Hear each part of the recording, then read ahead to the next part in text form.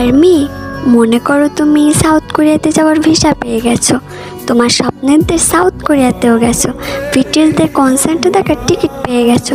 তুমি বিটিএসদের কনসার্ট দেখতে গেলে 7 রাজা ট্রেন এলো, গানও শুরু হলো, একে একে 7 রাজা গানও গাইলো।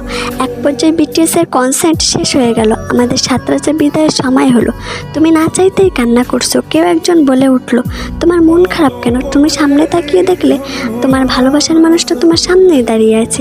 ভি বলল, তুমি কান্না করছো কেন? আমি বললাম, আজকে আমার জীবনের সব ইচ্ছা পূরণ হয়েছে, শুধু একটা ইচ্ছা বাদে। ভি বলল, কি ইচ্ছা আমাকে বলো, আমি পূরণ করার চেষ্টা করব। আমি বললাম, আপনি পারবেন না। ভি বলল, বলে তো দেখো। আমি বললাম, আপনাকে নিজের করে পাওয়ার ইচ্ছা কিম সাহেব। ভি বলল, আমি তো তোমাকে অনেক আগেই বলেছি আমাকে একজন আইডল হিসেবে ভালোবাসা। আমি বললাম, পারিনি কিম সাহেব, আপনাকে নিজের করে ভালোবেসে ফেলেছি।